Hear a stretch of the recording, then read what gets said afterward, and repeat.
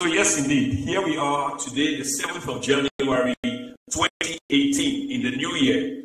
And by every stretch of the English language, the new year is actually still very new. It's just the first week. Sorry, ladies and gentlemen, we've got a house cat here, and she's just all over the place. Lovely little kitty. Sorry about that. So basically, we are in the new year, and this is our very first broadcast. Let me just provide some background on the channel because I can see some first-timers just signing on into the chat room for now. So this is it. This channel aspires to provide information to the community at large. When I say the community, that's why I've used the phrase at large. So every one of us. So when we provide information, because here we believe that information is power. Information is power. Once people are empowered, they've got a freedom to think. They become free thinkers. And once they are free thinkers, of course, every choice that they make is therefore well informed. So this is what we aspire to do here. We believe that information is enlightenment.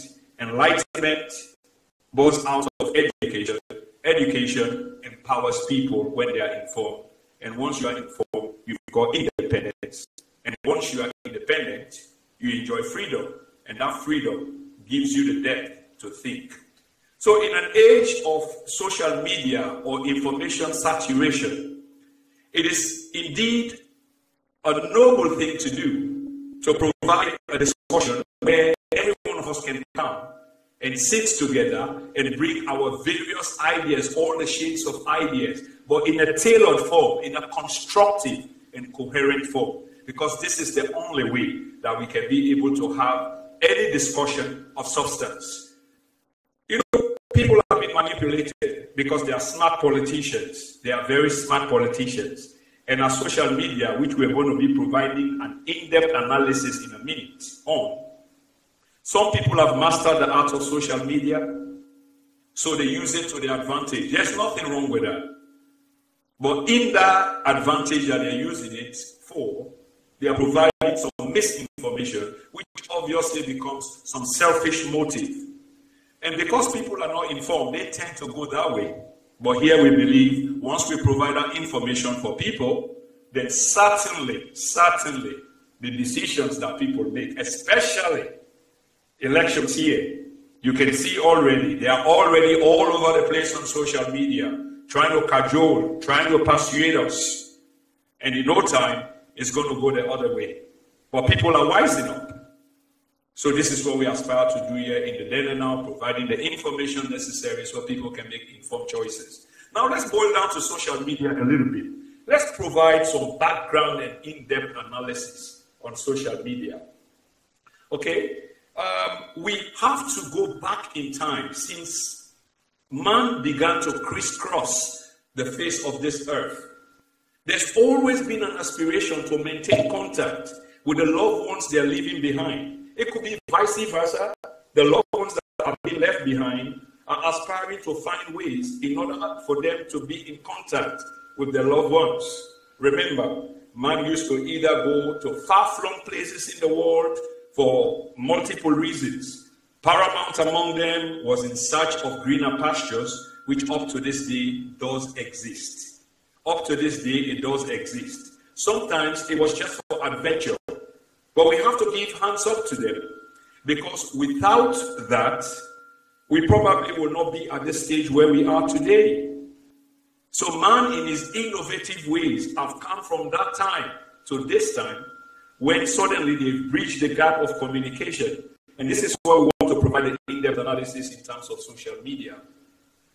It's been used to communicate conveniently. So when man started crisscrossing and thinking how to maintain contact with their loved ones, either the ones left behind or the ones that are going to far-flung places, they started innovating ways to communicate. First of all, we had the postal media, which went back to 550 BC, and that's a long, long time ago. So you can just imagine how much man has aspired to conquer the annals of communication.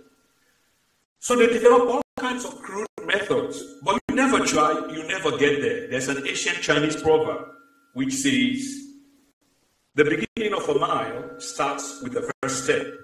And perseverance here is a good virtue, because once you persevere, you tend to attain what you set out yourself to attain, due to perseverance, due to patience, which is also another good virtue. So when man started off with the postal idea, or the postal services back in 550 BC, what man did was provide some sort of air gun, if you like, that they will shoot through some sort of canal, or some sort of provision, which will fire whatever they are trying to post or send on the other side to a certain area or a certain limitation, and from there somebody else will take it and then fire it on the other side until it gets to where eventually it will have to get to. Imagine what innovation that was then. Imagine now when we look back and see how crude it was, because we've seen what man can do at this day and age. So in terms of communication, this is where man started from, with the postal services, 550 BC, and then started developing other means of communication. You had the telegraph in 1792. That was another really breakthrough. And then you had the advent of the telephone in the 1800s, in the late 1800s, 1890, I believe. And then you had radio. And all of these innovations were massive innovations of their times. Okay, they were massive innovations of their times. And radio, the outbreak of radio in 1891 was a great cause to jubilate. Because remember, from 550 BC, the crude methods of postal services onto radio transmission, which in effect I'm doing now as I sit somewhere and transmitting to the audience.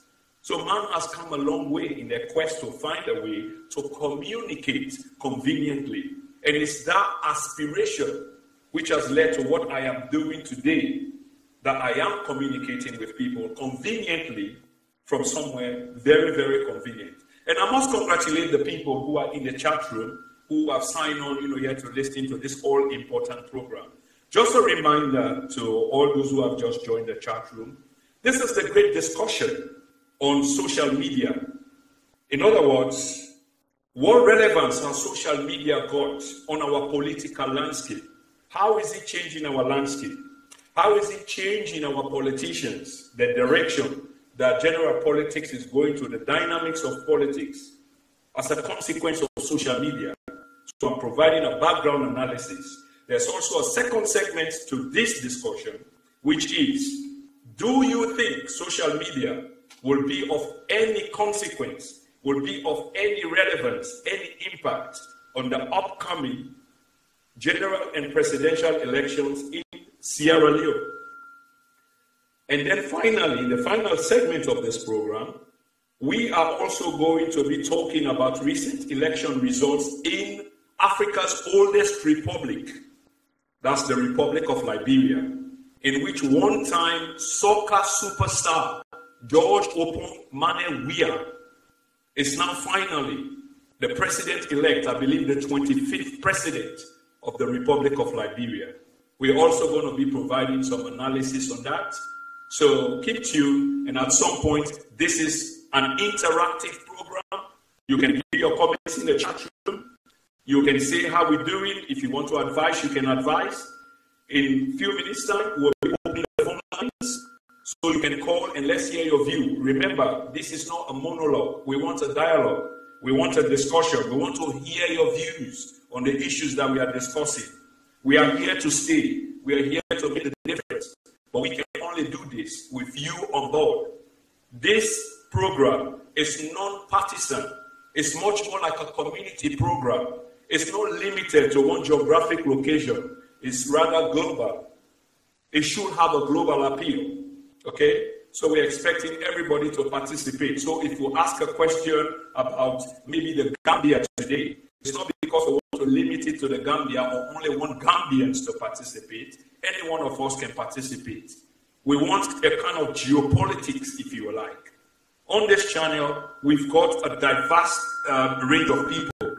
Okay? We've got Nigerian, we've got Africans, West Africans, North Africans, I always say the only place we haven't happened to have anyone as at yet is from the Far East. But in time to come, we will aspire to have, of course, we already do aspire to have some people on board, and hopefully we will be having them. But again, not to get out of track, we are talking about social media, and I was just providing a background analysis, an overview about the beginning, the genesis of social media. It has come a long way from that of the postal services in 550 BC to the invention of the telegraph in 1792 to that of the telephone in the 1890s and that of the radio in 1891. Ladies and gentlemen, this is the then and now, and I'm your presenter, Prince Emil Kroma, coming to you live from the United Kingdom. So we keep talking about social media. So after all of this development, technology was to change rapidly in the 20th century. Remember, in the 20th century. And this 20th century, some of us happen to have seen that transition from the 20th to the 21st. We are not that old enough, by the way, but yes, we did, from the 20th century to the 21st century. So we had the first super PCs start coming up in the 20th century. They called them super PCs then, but when we look back, they were sort of kind of crude method of communication. But they became, more common in the 1960s, the 1970s, and the 1980s, okay? And then some form of networking, and I repeat, some form of networking started as a consequence of this effort made by men a long time ago. So it's this networking that we are doing to this day, okay? So it came from that crude form, just like Neanderthal man, just like Stone man, Stone Age man. That's how things have evolved, things have transformed. So the time to the then, from the then to the now, okay? So after the 60s and 70s, when these crude machines were developed, it became a little bit more sophisticated. I mean, I use the word again, or the phrase, a little bit more sophisticated, because I'm speaking from the now. Then, we would have said that it was sophisticated, and in fact, that's how it was determined. That's how it was defined, that it was sophisticated in the 1980s, especially after the invention of blogging. Remember blogging? I mean, some of us are old enough to remember blogging. Today, social media is like the era of .com. Does anyone out there remember the era of .com? So back in the 1980s, after blogging, social media exploded. Boom! And here we are today. Social media, everybody is aspiring, to use social media to communicate conveniently. But this communication that happens, can go either way, either to your advantage or disadvantage. And some people have mastered the art of communication. Some people have used it for business ventures. Some people have used it to attain higher offices for various reasons. But the idea that the platform is here, so we too have joined the bandwagon, but in a good sense to provide information to our people, so our people can be able to make informed choices. Remember, politicians are kind of manipulative. And in Sierra Leone, for example, as was in Liberia, when elections are coming up, and not only to those two countries, it's all over the world. So you find out that politicians go into overdrive, and those aspiring to become politicians or aspiring to climb the power ladder, they become manipulative. They begin to use social media to their advantage. Now, there's nothing wrong with that. For you to use social media, that's the platform that is available. After all, you want to reach audiences in large scale, so you have to use it. But it is being selfishly used, misleading our people most of the time. That the choices that they make are really wrong. So therefore, it's of no benefit to them, or of little benefit whatever. And people need to climb the social economic ladder. When people vote, they need to vote not out of sentiment, okay, but rather out of issues. Not out of empathy, but out of, you need to leverage your vote for policies that will be of benefit to you, your community, your wider community, and for generations to come, your children and grandchildren. These are the the way, the direction that you need to cast your vote. But unless you are informed, last week we talked about Parliament, the complicity, the week before last, we talked about the complicity of Parliament in misdirecting people. So Parliament, in a theoretical sense, which is meant to be the house of the people, is misdirecting the people. Have you ever seen that most of the parliaments that we see, when people are appointed to positions and they have to go for confirmation, have you ever seen some of the parliaments, I'm not going to name names, turn people away? I have seen that everybody that went to parliament have been confirmed. It just becomes an academic exercise that they will tell you that probably you forgot to bring your address on an official paper. So that's postponed. And that comes again on the back of taxpayers' money because that meeting will be convened. Now this all needs to change. But you never understand the power that you hold until you understand the power that you hold. But we need to come together as a community. You see, the digits on the fingers, I always make reference to this. The digits, which are the fingers, are less of consequence when they are all scattered or when they operate singularly.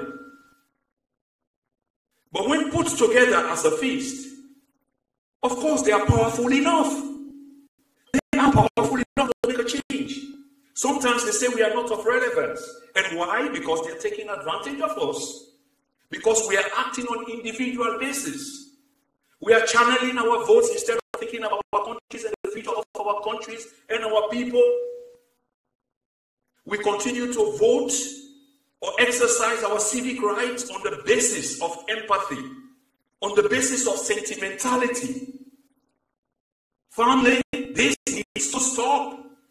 This is the 21st century, and in the age of social media, which is the topic today, we need to utilize this and bring this force together to reckon our governments so that they listen to us. Something has to change. I understand that something has to change. And I believe everyone out there knows this. Most of the people that are in the chat room now does believe in this strongly. We are here in Europe, for example. There's nothing coming to Europe and in the Americas, to look for greener pastures. After all, we are not the beginners. Immigration and immigration has been going on for ages. I'll make mention again of another production or broadcast in which I said in the 18th and 19th century, people were already traveling abroad. The Irish, for example, the Italians in the 18th and late 19th century, were leaving their countries in droves and going abroad. Why? This is an ancient practice of man. When your habitat cannot provide for you, when your government cannot provide for you, then the opportunities available for you, people tend to go abroad to seek greener pastures. That's what man did a long time ago. But the Irish are not going any longer. The Italians definitely are not going any longer. Their governments have provided the opportunities within their confines. The opportunities are there. They're just developing it. And this is where we are coming today. Yet we boast of having the youngest population in the world. The youngest population in the world. If only we know what this means. Yet our governments continue to come into Europe and the Americas and to rich industrialized countries in this day and age asking for handouts. But social media, which we are talking about today, is exposing all of this. How can policies that you make for your people, and I repeat, how can policies that you make for your people can be based on the generosity of another people? How will those policies be effective when the generosity of other people has to be rubbed on you in order for you to effect policies for the betterment of your people? Little wonder why we continue to drag in poverty today. Self-induced poverty. We have 30% of the most sought out minerals in the entire world. And this is in-demand minerals I'm talking about, that other people are looking for to buy just like this. But yet we don't understand what this problem is as we shift from government to governance. Yet we're still in this kind of problems. I'm not saying that we haven't made gains. And this is where we are today. We are talking about social media. the impact of social media on our political direction. And this is exactly what the topic is about. The changes that are taking place, the power dynamics, the evolving of politics as a consequence of social media. Now I was on social media, I see more people are joining the chat room. I'm grateful. I extend my New Year greetings to every one of you. Of course, the New Year is quite still new.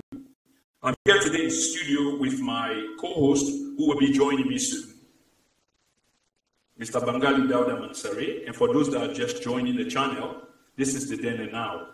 In the Then and Now, we aspire to provide information to our people so that our people can make informed choices. We see that every time that there's politics around the corner, or there's some political campaign around the corner, then once again we become pawns. That all the politicians are then coming, and telling us this and that. And then in the in-between, we get confused. But I admonish you, when we provide the information or you follow social media in a coherent and structured fashion, follow the paparazzi news. We're talking about news or issues of substance.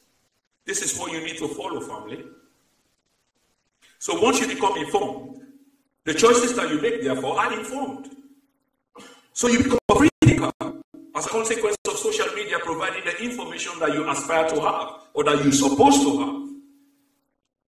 So that you can leverage your vote, not on the basis of sentiment, but on that of policies, which will affect your community going forward, which will be of benefit to your community and your next of kith and kins, the generations yet unborn. Social media has become of so much relevance. So we were talking about the beginning of time from 550 BC up to from the postal services, the invention of the postal services, to as far back as 1891 when radio transmitter was discovered or transmission began via radio, which I'm doing now, trying to communicate conveniently using transmission. And then talking about networking through supercomputers of the time, through the 50s, 60s, 70s. And then in the 80s, obviously, what became a boom after blogging, social media, was to come out. And we all who have access today to social media. We all do have access to social media.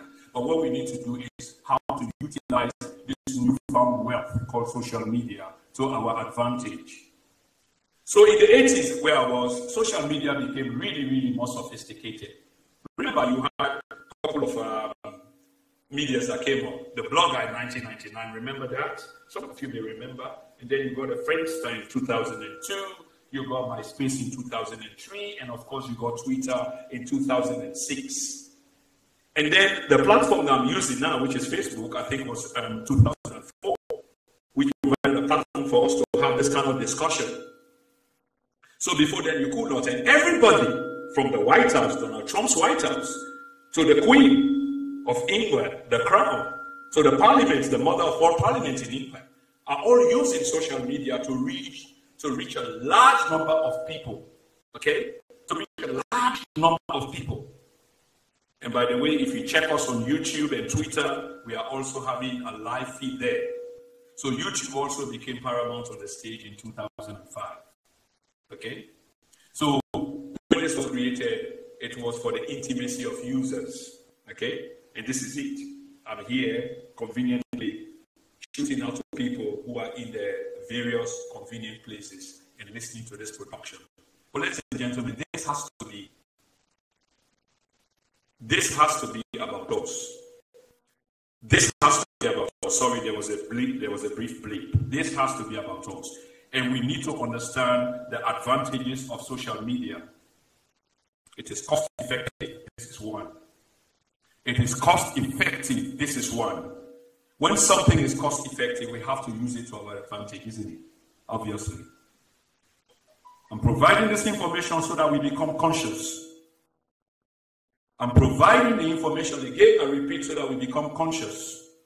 Ladies and gentlemen, in a matter of minutes, we're going to be opening the phone lines, and I want to remind you that my co-host, Mr. Bangali Dauda Mansari, who will take over from me shortly, and the lines will be open. It's already here, and you'll be joining me soon. But we are talking about social media. and the effect that it has got on our political landscape, our politics, and our politicians. We can clearly see that politics is evolving. You know, I mentioned at the beginning of postal services, and the advantages that were taken by governments is because people, before they get the information, whatever needed to be done would have been done. But today, as it's happening in real time, we're getting that information. You see the advantages in real time. We are getting the information in real time. So we are able to act on this. We are able to use these advantages to leverage whatever to our advantages. Okay? So social media can be cost effective. It's good for digital marketing. It's a syndicated content. Cost effective, good for digital marketing, and syndicate content. It can increase your political visibility, and this is where we are. We're talking about social media within the context of politics and politicians. So this is it, and this is the phrase there. It increases your social visibility. That on a microphone, with an internet, a Wi-Fi, a dongle, a broadband, you can reach, depending on your followership, thousands, tens of thousands, hundreds of thousands, millions. And if your message is well, and you just say the right things, there you are. This is the age of social media, fellow listeners. Let us forget the paparazzi stuff, the here and the there. I'm not saying don't use it for such issues. One of the reasons why this channel was born is every time on our social media pages, which I will talk about shortly again, which is the biggest one, which is WhatsApp. We fail to have coherent and structured argument to provide a direction for the way that we want to go. How do we climb the economic ladder? How do we have to influence governance in our country? What's the state of the middle class? What's the provision? How can governments be held accountable? How can we channel these messages to government so that we can be heard? So on WhatsApp, on those various channels, there are people who are very serious-minded. But while the conversation is going on, the thread is broken because somebody has decided to put some Spider and Nancy story or some accident that happened on the highway without asking for permission from people, will post some graphic photos that will just kind of put you off. In the then and now, we're not going to tolerate this. We're going to ask you the questions. We're going to provide a platform to have a discussion. Here we will entertain all kinds of views. We will entertain everyone's views. There will be no bias. It's non-partisan. Regardless of your race, your affiliation. Listen, we've got English people on this channel. We've got English people on this channel. We've got Americans on this channel. We've got African Americans on this channel. And we aspire to provide that information. We are talking, ladies and gentlemen, about the impact of social media on our political landscape. And we are also asking the question to you, what do you think? We'll expect you to call on the line shortly. What do you think? What do you think? Or do you think social media will be of any consequence, any relevance, any impact at all on the results of the upcoming 2018 general and presidential elections in Sierra Leone? There's also going to be a part in this program in which we are going to be talking about the elections of George Opom Mane. I'm excited for him. Let me say this. Yeah, but I'm baffled that there was a runoff, and I heard that the man captured 14 out of 15 counties, what other people will call districts, or other people will call states. 14 out of 15. How did that went to a runoff? But we have people abroad. We have Liberians who are very close to George Weah. We have others who are very close to the system. Hopefully, I can see them in the chat room. Hopefully, they are going to call and provide an analysis. But we are on social media. We are talking about the advantages. It's cost effective. It's good for digital marketing, syndicated content. competence, it increases your political visibility, increases your political platform. It provides a broad base of audience. If you're a business person, we'll use the terminology consumers. So the first recognizable site was 6 Degrees, created in 1997, which enabled users to upload profiles, make friends with other users, and it created a media sensation. Today, we've got WhatsApp. At the click of our fingers, we are ready. So, ladies and gentlemen, I want to welcome you to the Then and Now. The number to call is 077-4010-7250. If you are calling from outside the United Kingdom, remember that the country code is 4477-4010-7250. The lines are open. If you've got any contribution to make it known by calling the line and let's have a discussion. Remember, I'm saying that we don't want a monologue here. We want a discussion. We want a debate. Do you agree with what I've said? If you disagree, call the lines. Let's have a discussion. If you agree, equally so, call the line. Let's have a discussion. This is the Then and Now. I'm your host and presenter, Prince Emil Kroma, and I've been talking to you on the topic, the impact of social media on our political landscape. I'm now going to call on my co-host to continue with this program while we await your calls. Remember, we're waiting for those calls. We want to have a discussion. Do you think social media would be... Politics is heating up in Sierra Leone. Politics is heating up in Sierra Leone. In March, there's going to be a presidential and general elections. In March. So politicians, they have rolled out the carpets. They have pumped up their antennas. They are on the march once more to gather our support. But social media is keeping us informed as to the choices to be made. Okay? So the question here is, do you think social media will be of any relevance to our social elections, to our elections to be held shortly in March? If you think so, call 077-4010-7250. This is the Then and Now. I'm your host and presenter, Mr. Prince Emil Kroma. We'll be coming to you once every week on this platform. We're also having a live feed on YouTube and Twitter. Remember, we're taking advantage of the social platform to create a visibility, to increase our portfolio. We are here to stay. This channel is non-partisan and will remain so. We will not entertain bias. We will not build walls. We will rather build bridges. We encourage everyone to join us while we continue to aspire to provide the truth to our people so that we can be able, or they can be able, to make the right informed choices that will be of benefit not only to them or their generation, but generations to come. I'm going to pass you over now to my co-host, and then I will join the conversation. Later. I thank you all for being here with us. Don't go away. The show continues. We're going to be talking about George Weah, Mane Weah, in a matter of time on this particular program. I'm really grateful for all of you who sign on, who are in the chat room. I'm really, really grateful. We need to come together as a community. A house divided cannot stand. You know, before I leave, let me tell you something about the dynamite. The dynamite is a very powerful weapon. It's an explosive, very, very powerful. Okay? The fuse to a dynamite looks inconsequential. It looks insignificant. But when that fuse is lit, the consequence is massive. You know when the dynamite explodes. So we aspire to be that fuse, to create a conscious society so that we understand where we are.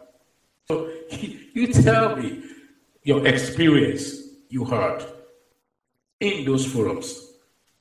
Tell us. Yeah, we've got a caller on the line. Okay, now. Yes. Tell us, guys. Tell us. Yes, there was a call coming in, but the caller is gone. The caller is gone. I just missed that caller. Please, guys, pick up the phone. Pick up the phone. Call us. Tell us your experience. Tell us what you think. What is your experience? We need to know. We need to know what was your experience, just what you think. And as if you are joining us now on Then and Now, this is your presenter, Bengali Mansoure, and the topic is the impact of social media on our political landscape in Sierra Leone, and what do you think the relevance of this social media would have on the upcoming elections in Sierra Leone come March 7th. And you looking at that again, you can look at your experience you've had during the primaries in terms of aspirants, forming groups, WhatsApp groups.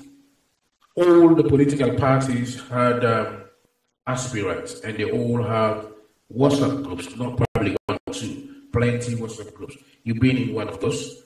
You tell us what you think, your experience, and tell us what this is going to create come March 7th. As your presenter, Bengali Mansoure, I'm hopeful to hear from you. Pick the phone. You're on the chat room. I can see Abdul Khalid on the chat room. Big up to you, Abdul Khalid, and Ismail is just joining again. Abbas Fufana, thank you guys for joining in. Thank you for listening. Alhaji Isa Mansoure is there. Adam Asila. Yeah. And P.O. Sachs is joining just now. Definitely. So, what I'm going to do is, guys, I'm going to have to pass you on to my co-host, who is going to stay with us for another 10 to 20 minutes. And I'll be still here, Bengali Mansoure. I'll pass you on now to Prince.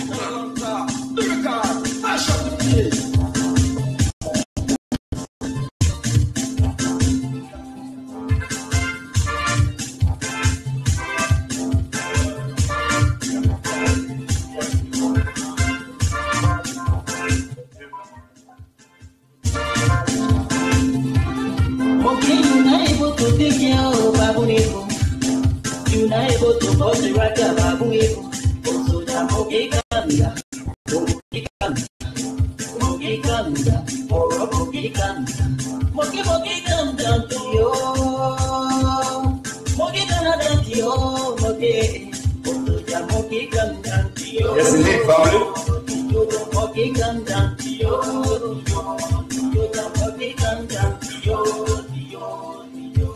Once upon a time, in the jungle, there lived so many animals and so many trees.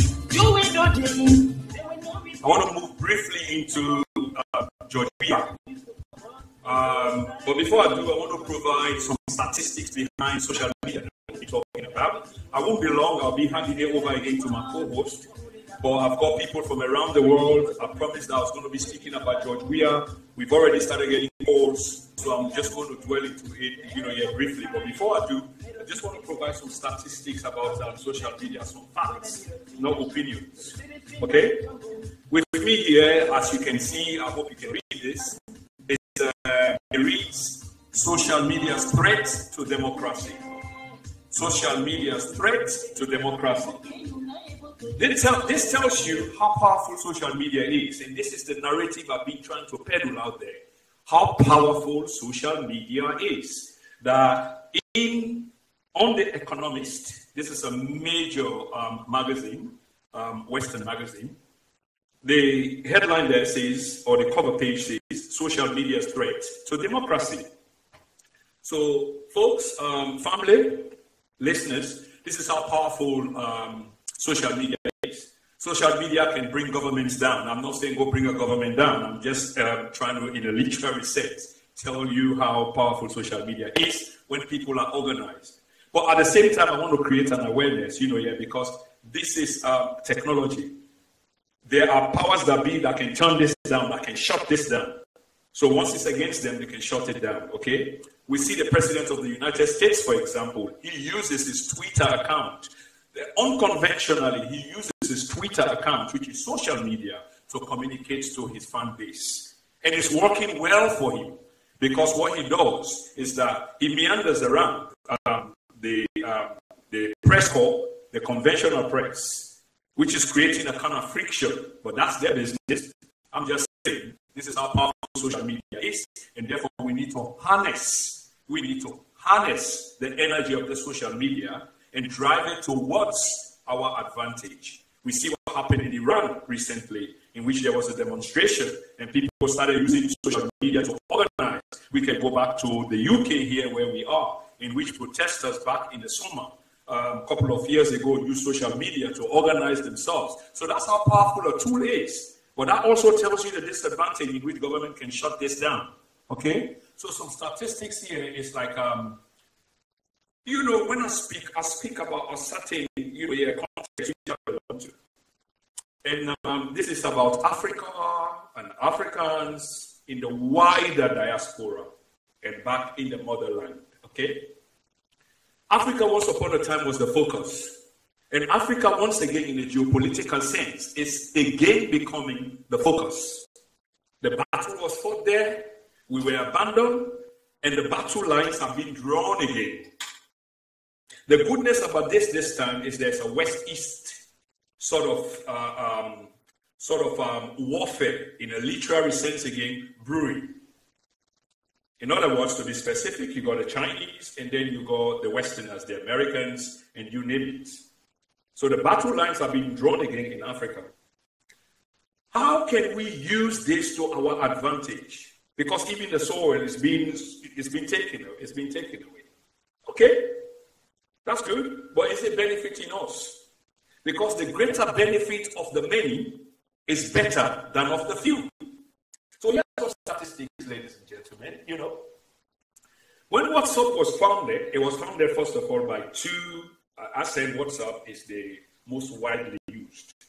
Okay, I stand to be corrected, but I believe I've done some research on this, and I believe this is it. Because it's got over like 1 billion users, man. It's got over like 1 billion users.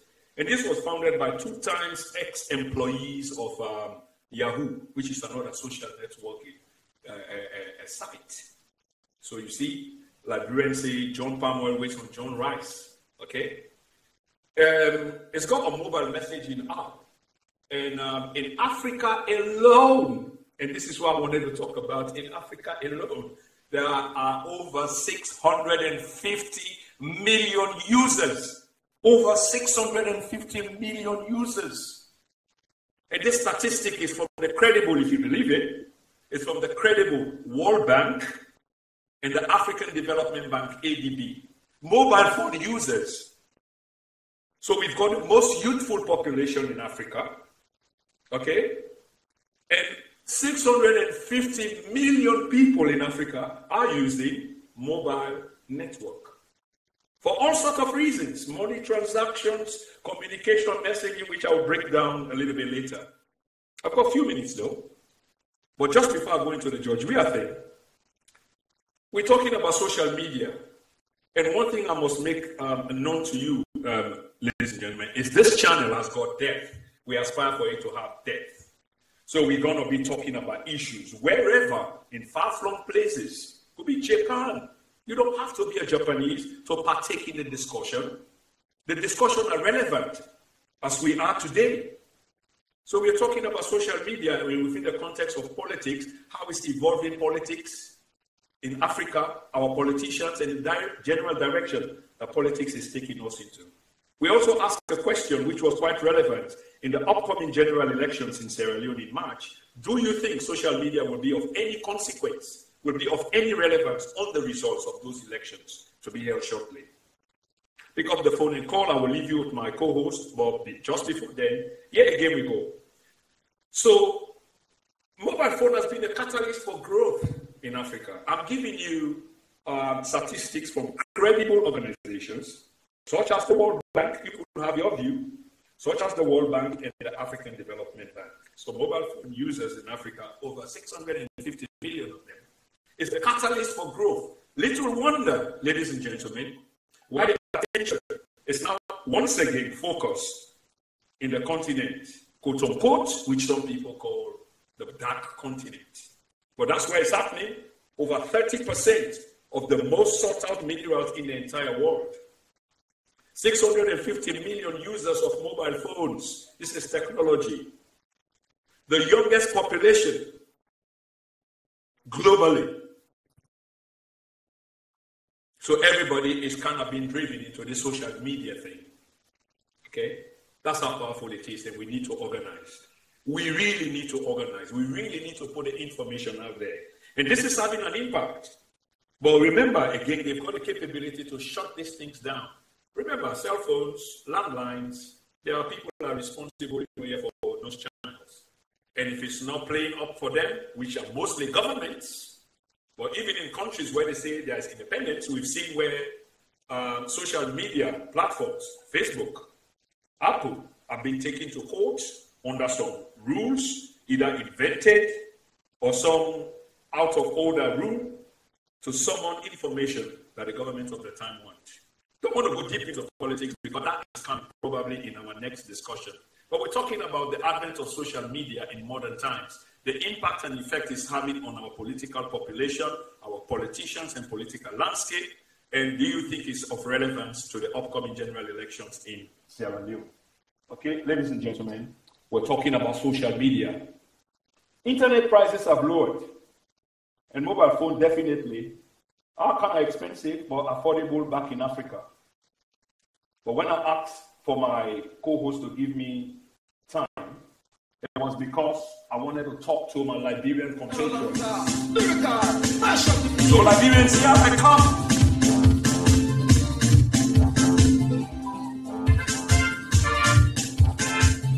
For those of you who don't know this song, this is a local Liberian song. I mean, you can't resist. You have to shake your head or tap your feet. It was me. I try to provide some explanation to those of us who don't understand this within a political context, and that's exactly what I'm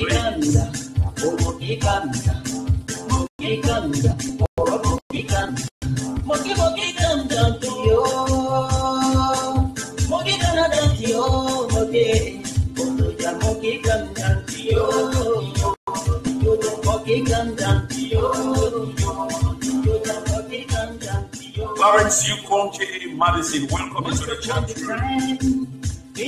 Oliver Bobo Johnson, sorry boy, I missed your call, man. I mean, look, ladies and gentlemen, I've got people here who know George Weah, who probably are going to call, and one of them called, but was calling on the very channel that I'm using that we are using, to project this program. But here we go. From the slums and poverty of Claratown to conquering major cities in Europe and the Emiratis. George Weah, that once upon a time the people rejected, is now the cornerstone that's been accepted. I say thumbs up to the people who made that decision. Thumbs up. We may not agree that George Weah should be the one at the helm, but who are we? Yes, we are entitled to our views. But then if we say we're following the principles of democracy, quote unquote, because there are parallels here to be drawn, then the people have spoken. If democracy is for the people, by the people, with the people, then obviously democracy has spoken. And therefore George Weah will be sworn in, I believe, on the 16th of January 2018 as the 25th president of Africa's oldest republic. Now, George Weah, he's a man I know relatively a little, and I'm kind of drawn to him.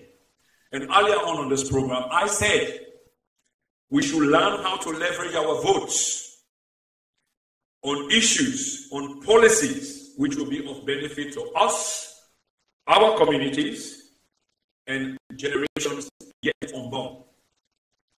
Votes should not be casted in terms of sentimentality, in terms of empathy, in terms of lineage. No, I say no. In this day and age, votes must be used as a leverage for your own benefit, your community's benefit. So in this light, in as much as I say I know George Weah, the reason why I'm tilted towards him, and remember, when you look at the background in context, who was there? Ambassador Bouaka, the vice president for, I think, 12 years. He sat in that government, and now I'm beginning to go back into my history and looking at recent times in Monrovia, Liberia. It seems like there are so many questions than answers. Look, ladies and gentlemen, I'll tell you about George Weah. I monitored him on social media for quite a while now, for the last 5-6 years. And I can't believe the heaps of rubbish, the kitchen sink that's been thrown at this guy. And this guy is a good man. I will tell you that he is a good man. I say it from the depth of my heart. And I say it with plenty of evidence. Now, some people might say that's not the criteria to become president. But I would equally say that's definitely one of the criteria to become president. Because to become president of a nation, you have to be grounded with your people. Your heartbeat has to be in tandem with your people. You have to understand the plight of your people. You have to speak the same language. There has to be a cognitive understanding of both sides. And I tell you, ladies and gentlemen, this is what George Weah has. This is what this young man has. This young man's heart is truly in tandem. It beats with the rest of the Liberian people. I can tell you this for free. When George Weah had everything going for him, he could have turned his back on the country. And most of those politicians that are now coming to take over the helm of state, they turned their backs on the country at the most critical time when the country needed them most. Now I'm not bashing them because people have to run for their lives anyway. Many of us run for our lives. So I'm not bashing them. But if we shall put them together, or we have to put them together, George Weah emerges as the one on top. The man who really cares for his compatriots, who did it in many, many ways. He's generous, he's a philanthropic, and he's proven it many times with his own hard-earned money when the country was in darkness. And I'm telling you this because this is something that I experienced. When the country was in darkness, the only man that was lost in tenebris, that was light in darkness, was Ambassador Senator George Opon Weah. There were killings all over. The place was like a killing field. There was no food. People were dying left and right. Yet this man could afford to leave his mansions, his lucrative career, and journey into harm's way. Come on, ladies and gentlemen, how can you judge this man? How can you judge this man? This man came and divided money at the time when it was critically needed. He provided food when it was critically needed. He provided sanctuary when it was critically needed. He flew people out of the country when it was necessary. He looked after the sick when it was necessary. How come now there is some sanity and then suddenly we are hearing that this man is not educated? How come now we are hearing that this man is not educated when the criteria, I believe, according to the Constitution, is you should be of sound mind, you should be of this age. And I believe the man meets all of this criteria. So this was just a creation by other people, to feed into a narrative that this man is not fit for office after the man has justified this many, many years. I don't even know when George Weah he started aspiring for public office, because when he was doing this, he had no inclination. It was obvious until Charles Taylor accused him that he wanted a seat, all because he was being generous. But I don't think at the time George Weah had any interest in politics other than his people. Pick up the phone, Liberians, and tell me. Yukonji, pick up the phone. 447740107250. I know you're not in total agreement. I know you, as intellectuals. But I saw your compromising message that the people have spoken. It's time to forge a path forward, rally around the new president, and raise the country into higher heights. And that's what it's supposed to be, instead of going in the background and trying to undermine the man, which eventually affects millions of others of your compatriots. OBJ, pick up the phone, 077-4010-7250. And you call in England, it's 44. Joshua, the consultant, the advisor to George Weah, pick up the phone and provide an insight into George. Okay? Look, ladies and gentlemen, I'm excited. I'm telling you, I've got huge respect for this guy. I've got huge respect for him. I'm telling you. He never shied away from his people. He never left his people one bit. He never. So imagine, this is a man that has got his country at heart. If only the people can work with him. He will take that country into a different height, into a different plateau. I can say this for free. Because during his years abroad, he worked with so many people, so many professionals, and all of them are millionaires. And they've got that great respect for him. George Weah is a brand. He could encourage hundreds, if not dozens of factories into that country to provide a sort of living for his people. People employment will increase, but people need to work with him. You see, George, sometimes people do not accept their own. And this goes back in historical times. People do not accept their own. So the cornerstone that people reject shall become the head cornerstone. How true is this for Mr. George Oppong Manneh Weah? How true it is. I'm urging you people to work with this guy. Because if this guy has got his country at heart, then definitely he can do something about this. Okay? I'm really excited. I've benefited from his generosity. And I say this in open from the depth of my heart. But when I say that he is okay for the office and I'm happy because he was elected, it's not because I benefited from his generosity.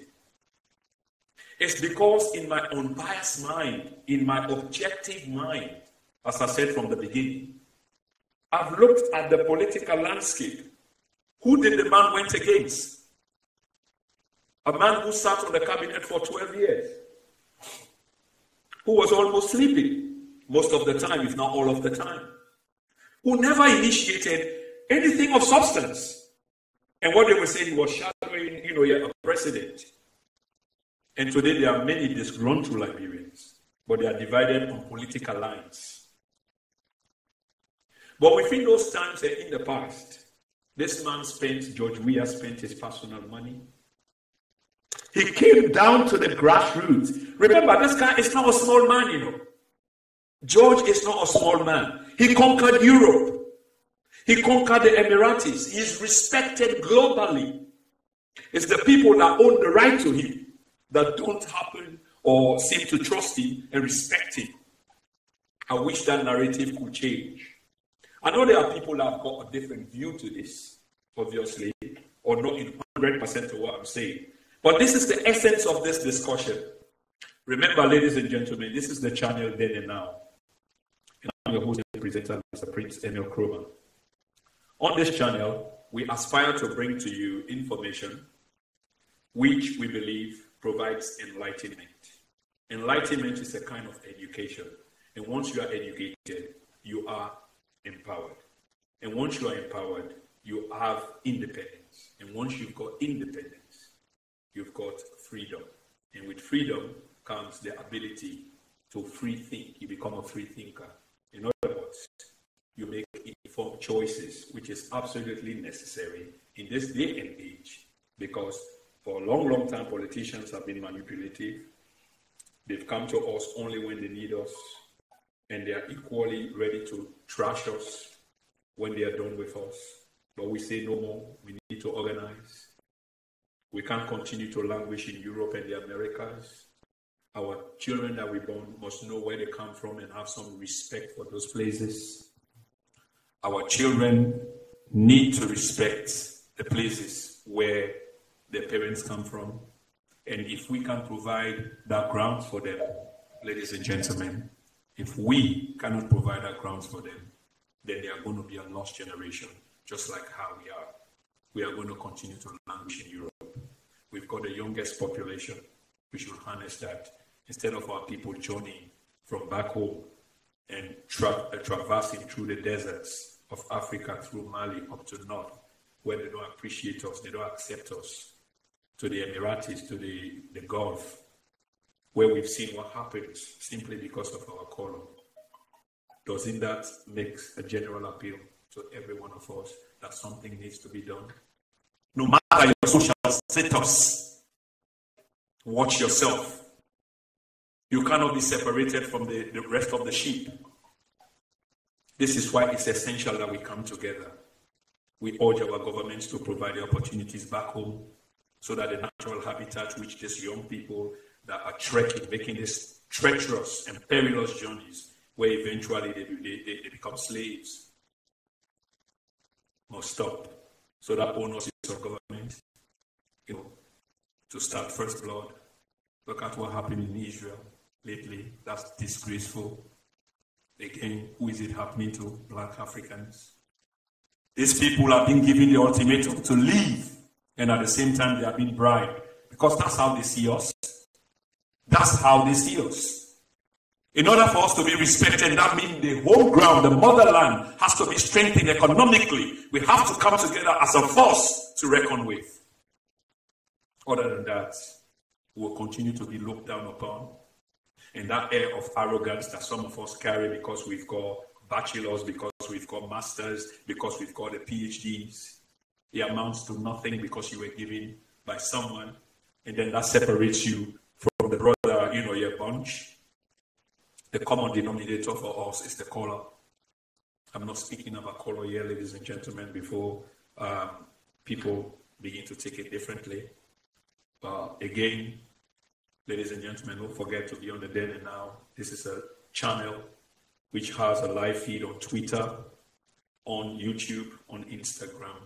Join us once every week when we'll be broadcasting to you, me and my co-host, Mr. Bangali Davda Mansare.